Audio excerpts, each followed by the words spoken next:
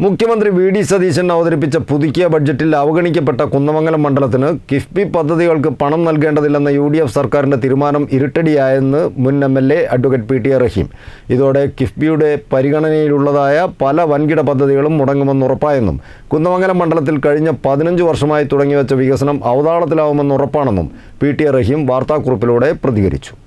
മുഖ്യമന്ത്രി വി.ഡി. സതീശൻ അവതരിപ്പിച്ച പുതുക്കിയ ബഡ്ജറ്റിൽ അവഗണിക്കപ്പെട്ട കുന്നമംഗലം മണ്ഡലത്തിന് കിഫ്ബി പദ്ധതികൾക്ക് പണം നൽകേണ്ടതില്ലെന്ന യു.ഡി.എഫ് സർക്കാരിൻ്റെ തീരുമാനം ഇരുട്ടടിയായെന്ന് മുൻ എം.എൽ.എ. Advocate PT. റഹീം പറഞ്ഞു.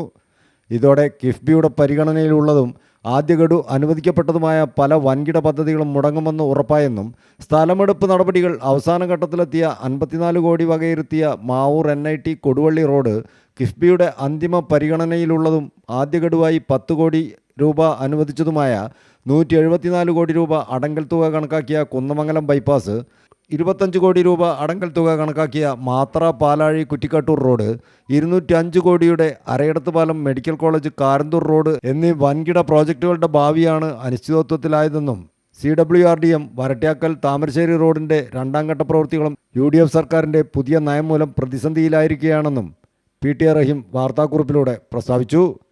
2026-27 വർഷത്തെ പുതുക്കിയ ബഡ്ജറ്റിൽ കഴിഞ്ഞ സർക്കാരിൻ്റെ കാലത്ത് അനുവദിച്ചതല്ലാതെ പുതിയതായി ഒരു പദ്ധതിക്കും തുക അനുവദിക്കാത്ത സാഹചര്യത്തിൽ കുന്നമംഗലം മണ്ഡലത്തിൽ കഴിഞ്ഞ 15 വർഷമായി തുടങ്ങിവെച്ച വികസനം അവതാളത്തിലാവുമെന്ന് ഉറപ്പാണെന്നും പി.ടി. റഹീം വാർത്താക്കുറിപ്പിലൂടെ പ്രതികരിച്ചു.